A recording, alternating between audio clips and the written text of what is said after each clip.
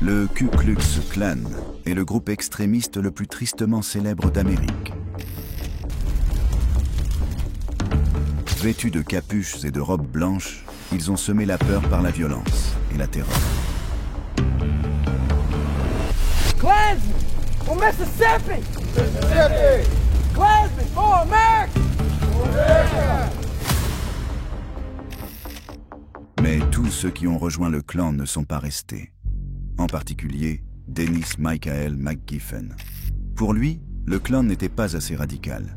Il l'a rejoint au début des années 2000 et a rapidement gravi les échelons, jusqu'à devenir Grand Dragon, un haut dirigeant du clan.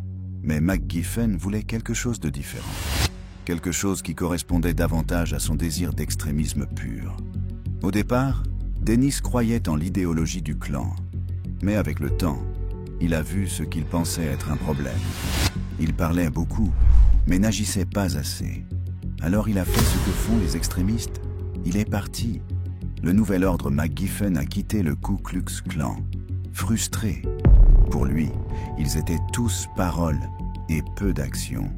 Mais au lieu d'abandonner la cause, il a créé quelque chose de nouveau.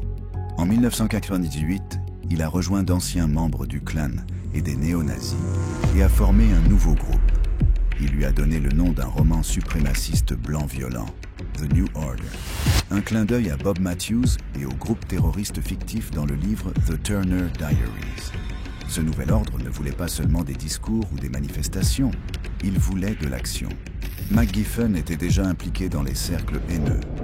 Il avait des liens avec le Ku Klux Klan en Illinois et avec Aryan Nations. Au milieu des années 90, il a commencé à chercher des hommes partageant ses idées, des hommes prêts à cesser de parler et à commencer à se battre. L'un d'eux était Wallace Scott Weicherding. Ancien gardien de prison, il avait été licencié pour avoir distribué des tracts du KKK aux détenus. Parmi les autres membres figuraient Daniel Rick, Ralph P. Buck, Glenn Lavelle Lotharp et Carl C. Shave. Peu d'entre eux avaient des antécédents de violence. Mais ils partageaient tous une idéologie de suprématie blanche. Et ils croyaient tous que le moment d'agir était venu. Dès 1997, ils planifiaient des actions violentes. Ils ont parlé de transformer des armes légales en mitraillettes. Ils ont élaboré des plans pour braquer des banques. Ils ont discuté de leurs cibles, des groupes de défense des droits civiques, des organisations juives, même des systèmes municipaux de traitement de l'eau. Tout cela faisait partie d'un plan plus vaste. Instaurer la peur, créer le chaos et financer leur mouvement. Certaines idées semblaient si extrêmes qu'elles paraissaient irréalistes. Mais les armes, les cartes et les matériaux qu'ils avaient réunis racontaient une autre histoire. En 1998, le FBI les a arrêtés. Ils ont fait une descente dans leur planque. Ils ont découvert des armes, des explosifs, des produits chimiques toxiques et des cartes. Des preuves qu'ils étaient sérieux et prêts à frapper. Ce qui a déclenché l'arrestation, un ancien membre devenu informateur. Il a enregistré le groupe avec un micro caché et a transmis les bandes au FBI. C'est ainsi que le nom de Dennis McGiffen est devenu public. Il a été arrêté pour violation fédérale des lois sur les armes et condamné à 7 ans de prison fédérale. Il a purgé sa peine. Il est sorti en 2004, mais il n'en avait pas fini. En prison, Dennis McGiffen avait étudié la culture des clubs de motards, le pouvoir, la loyauté, l'image. Les gens les respectaient. Alors, lorsqu'il est sorti en 2010, il n'est pas retourné aux robes blanches ni aux réunions secrètes. Il a enfilé un gilet et a lancé quelque chose de nouveau. McGiffen a fondé un club de motards et l'a appelé le Sadistic Souls Motorcycle Club. Une bande suprémaciste blanche déguisée en fraternité de bikers. Leurs couleurs étaient noir et argent. Leur devise, The Black and Silver Solution, la solution noire et argentée. Très vite, cette phrase est apparue partout, sur des sites de haine, dans des prisons et lors de réunions secrètes. Sur leur site web, ils affirmaient que l'intégration forcée était un génocide. Ils disaient que la race blanche était en train d'être effacée. McGiffen avait construit un groupe de haine sur 2 roues, né en prison, alimenté par le racisme et couvert de cuir et de chrome. La transformation. En 2010, Dennis McGiffen s'était reconstruit. Il avait fondé le Sadistic Souls MC et le club comptait des membres dans plusieurs États. Les Sadistic Souls étaient en pleine expansion. Ils avaient des membres dans différents coins du pays. Mais McGiffen ne voulait pas simplement de l'attention. Il voulait faire peur. Il avait besoin de quelque chose de plus fort. Quelque chose avec des racines solides dans le monde suprémaciste blanc. C'est alors qu'il s'est tourné vers Aryan Nations. Le facteur Aryan Nations a vu le jour dans les années 1970. Fondé par Richard Butler, un ingénieur aéronautique à la retraite devenu prédicateur, qui croyait que les chrétiens blancs étaient les véritables Américains. Selon sa doctrine, les Juifs, les Noirs et les immigrés n'avaient aucune place en Amérique. Sous la direction de Butler, Aryan Nations est devenu un centre de recrutement de haine. Des néo-nazis, des skinheads et d'anciens membres du clan s'y entraînaient dans son complexe situé dans le nord de l'Idaho. L'organisation menait des patrouilles armées, des exercices paramilitaires et organisait des rassemblements annuels qui attiraient des groupes extrémistes de tout le pays. Butler prêchait l'arrivée d'une guerre raciale apocalyptique et il utilisait Aryan Nations pour alimenter la peur, diffuser sa vision raciste du christianisme et justifier la violence. Il distribuait des tracts, organisait des manifestations et formait des alliances avec d'autres groupes haineux. Pendant un certain temps, Aryan Nations a été l'un des groupes suprémacistes blancs les plus puissants et les plus redoutés des États-Unis. Leur siège ressemblait à une église de l'extérieur. Mais à l'intérieur, c'était un camp d'entraînement armé. Des uniformes, des fusils, des drapeaux nazis et des discours incendiaires remplissaient les lieux. Mais ce pouvoir n'a pas duré. Aryan Nations a commencé à s'effondrer. Au fil du temps, le groupe est devenu de plus en plus violent. Des membres ont été arrêtés pour crimes haineux. Des affrontements ont eu lieu avec les forces de l'ordre. Et finalement, il y a eu un procès. Le Southern Poverty Law Center a poursuivi Aryan Nation après une attaque violente commise par 2 de ses membres. Ils ont gagné. Et le groupe a presque tout perdu. Ses terres, son influence, son argent. Richard Butler est mort en 2004. Et avec lui, une grande partie de l'autorité qui avait maintenu le groupe uni. Mais l'idéologie, elle, n'est pas morte. Elle a ressurgi à travers de nouveaux groupes, de nouveaux noms et de nouvelles stratégies. Après la mort de Butler, Aryan Nation s'est fragmentée. Il n'y avait plus de leadership central. Plusieurs factions ont revendiqué être la véritable Aryan Nations. L'une d'entre elles est apparue en Louisiane, dirigée par un homme nommé Maurice Gullett. Maurice Gullett prend le contrôle d'Aryan Nations. Maurice Gullett n'était pas un prédicateur. Ce n'était pas un soldat. C'était un criminel multirécidiviste. Il avait un long casier judiciaire et des liens profonds avec la scène de la suprématie blanche. Il avait été arrêté pour vol à l'étalage, possession de drogue, coups et blessures. Il avait même participé à un braquage de banque. En 1997, il avait percuté un véhicule de police dans l'Ohio. Encore une arrestation, encore une condamnation. Mais dans les cercles extrémistes, cela ne faisait que renforcer sa réputation. En août 2010, Gullett est sorti de prison fédérale et il était prêt à reprendre le pouvoir. Il s'est déclaré le véritable dirigeant légitime d'Aryan Nations et il a commencé à reconstruire le groupe.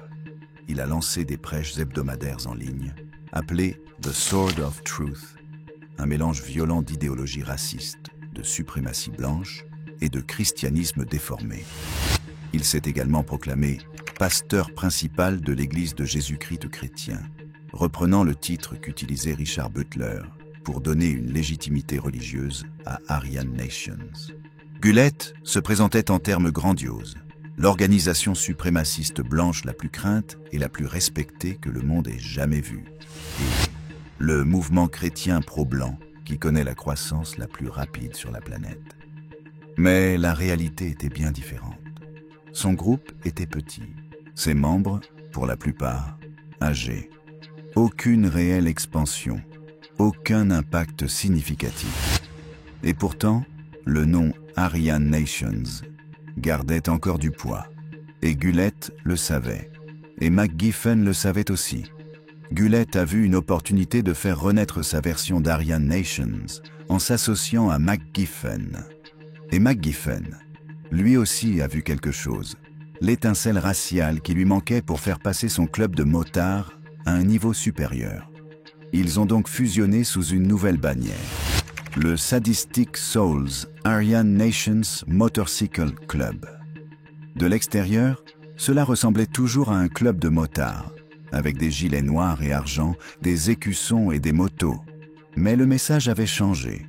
Ils se présentaient comme des motards chrétiens, mais leur version du christianisme était fondée sur le racisme et la violence. Ils prêchèrent la séparation, prédisèrent la guerre, et rejetèrent la faute sur les autres pour les problèmes qu'ils avaient créés eux-mêmes. Chacun a obtenu ce qu'il voulait. McGiffen a gagné un héritage. Gullett, une nouvelle vie. Ensemble, ils ont transformé un groupe haineux en déclin et un club de hors-la-loi en pleine ascension en une institution florissante. La rupture. Au début, le partenariat semblait inébranlable. Le tout nouveau Sadistic Souls Aryan Nations Motorcycle Club se développait rapidement. Des sections émergeaient partout dans le Midwest et le Sud. D'autres groupes suprémacistes blancs commençaient à prêter attention. Il semblait que l'extrême droite avait trouvé une nouvelle puissance montante.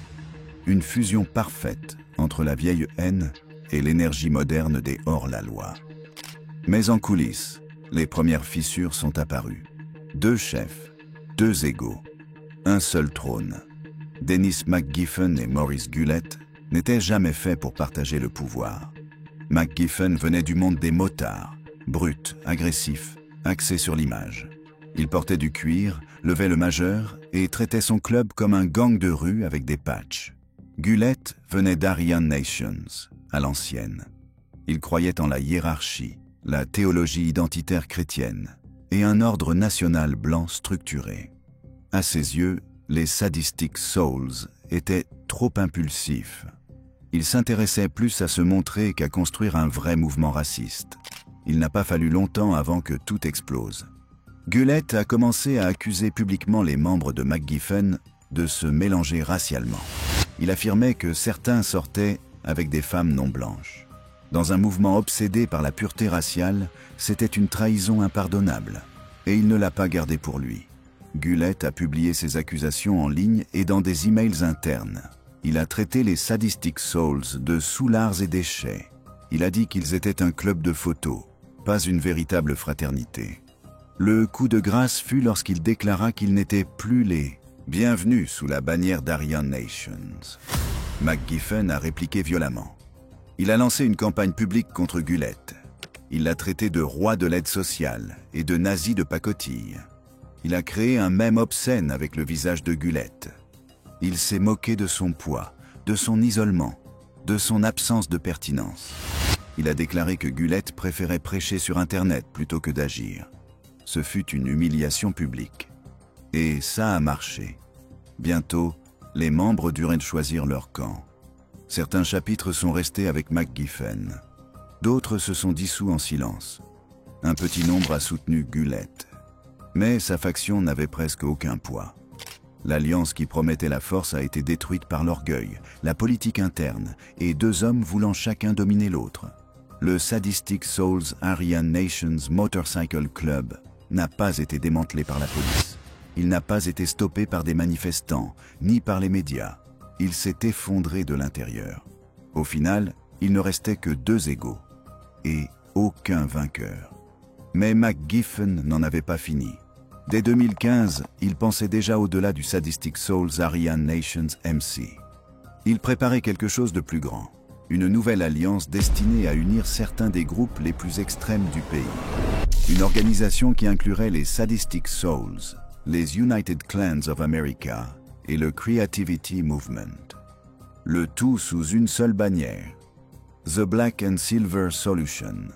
La solution noire et argentée. McGiffen voulait créer quelque chose qu'on ne pourrait pas ignorer. Mais avant même que l'alliance puisse voir le jour, Dennis Michael McGiffen a été frappé par un scandale personnel. Un scandale qui allait ébranler le cœur même du mouvement qu'il essayait de diriger. Juste avant une conférence de la Black and Silver Solution, prévue à Scottsboro, en Alabama, les anciennes accusations de relations interraciales sont revenues à la surface. Mais cette fois, c'est McGiffen lui-même qui était visé. Des rumeurs circulaient selon lesquelles il aurait eu un enfant avec une femme non blanche. Pour un mouvement fondé sur la pureté raciale, c'était une trahison impardonnable. Sous la direction précédente d'Aryan Nations, cela aurait été considéré comme un acte de haute trahison. La Black and Silver Solution devait être la grande unification. McGiffen l'avait présenté comme l'héritière légitime d'Aryan Nations, le groupe fondé par Richard Butler. Mais le scandale a tout changé. Les doutes sur le leadership de McGiffen ont commencé à grandir. Et le mouvement qu'il avait construit pendant des années a commencé à s'effondrer. La réputation de McGiffen a été détruite en une nuit. L'homme qui prêchait la pureté et la fierté raciale a été ridiculisé et rejeté. Pas par ses ennemis, par ses propres partisans. Et alors que la situation semblait ne pas pouvoir empirer, son demi-frère a pris la parole. Jeff Hurst, demi-frère de McGiffen, était resté silencieux pendant des années. Mais plus maintenant.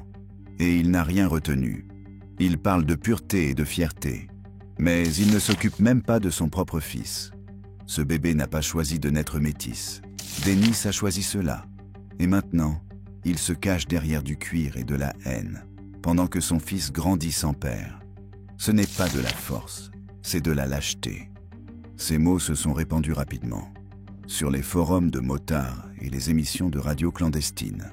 McGiffen n'a rien dit. Et ainsi, l'homme le plus bruyant des Sadistic Souls, celui qui rêvait de diriger un nouvel empire blanc, est devenu le symbole de l'hypocrisie ultime de son propre mouvement. Après le scandale, la Black and Silver Solution ne s'est pas simplement dissoute, elle s'est effondrée de l'intérieur. Ce qui avait commencé comme des murmures dans les bars de motards et sur des forums en ligne est rapidement devenu un rejet public. Les rumeurs ne portaient plus seulement sur la vie personnelle de McGiffen. Elles visaient désormais tout son héritage. Ses partisans, dont beaucoup traitèrent ses paroles comme des textes sacrés, ont commencé à douter de tout. Comment l'homme qui prêchait la pureté raciale avait-il pu faire exactement ce qu'il condamnait? Dans un mouvement où la pureté du sang est une obsession, la révélation a été un coup de massue. Pendant des années, McGiffen avait été une figure d'autorité, un homme qui exigeait la loyauté, la discipline et une stricte adhésion aux règles raciales. Désormais, cette image était brisée. Sa propre lignée était devenue la honte suprême du mouvement. McGiffen a essayé de contrôler le récit. Il a minimisé le scandale. Il a dit que c'était une erreur du passé, un malentendu. Mais aucune excuse ne suffisait. La contradiction était trop forte. L'hypocrisie trop flagrante. C'est alors que l'effondrement réel a commencé. Les hommes de son cercle rapproché, ceux qui portèrent le patch, défendèrent le club et avaient versé leur sang pour lui, ont commencé à le quitter. Pas à cause de divergences idéologiques, mais à cause d'une trahison personnelle. L'un d'eux, Dave Buckett, un membre de longue date, n'a pas seulement quitté le club, il l'a incendié en partant. Dans une publication en ligne devenue virale dans la scène nationaliste blanche, Beckett a écrit « Tu as menti à tes frères du club quand tu as dit que tu n'avais rien à voir avec ton fils, ce métis. Tu as dit que c'était juste une aventure d'un soir, mais c'était une relation qui a duré 1 an. Tu as la garde partagée, tu paies une pension alimentaire et tu continues de voir l'enfant. Tu te souviens de ce Noël au club, Dennis, l'année où ton petit-fils, métis, est venu voir le Père Noël ?» McGiffen ne l'a pas nié. Au lieu de ça, il a expulsé Beckett du club et publié une déclaration publique. C'était une indienne, ce qui pour moi n'est pas beaucoup mieux. Il avait 15 ans. Quand il a eu 16 ans, c'était fini. Il paie une pension alimentaire parce que le tribunal l'a ordonné. Je n'ai jamais eu affaire à cet enfant. Le message était brutal, rempli de colère. Et cela n'a fait que détruire encore plus ce qui restait. Pour beaucoup dans le mouvement, ce n'était pas une défense, c'était un aveu. Et ce n'était pas terminé. Le demi-frère de McGiffen, Jeff Hurst, est revenu à la charge. Pendant des années, il était resté discret, silencieux, observateur.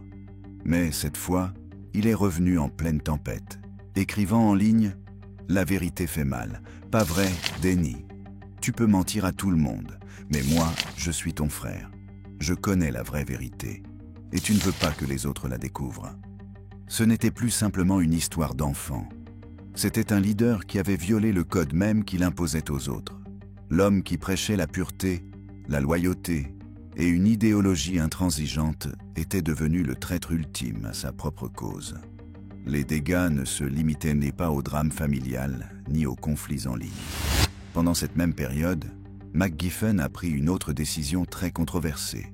Il a changé la position religieuse officielle du club.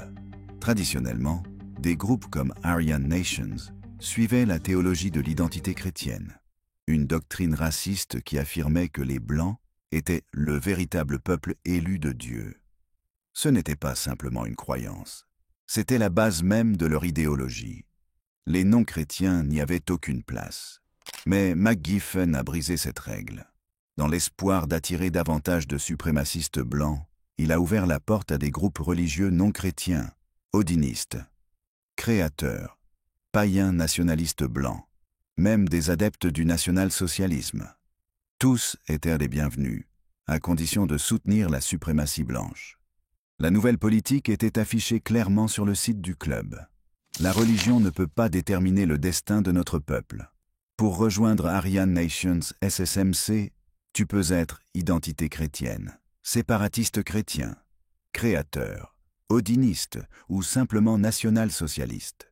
Nous ne rejetterons pas de bons frères à cause de différences théologiques. Pour McGiffen, c'était une stratégie, un moyen de construire une base plus large. Mais pour beaucoup au sein du mouvement, c'était une trahison.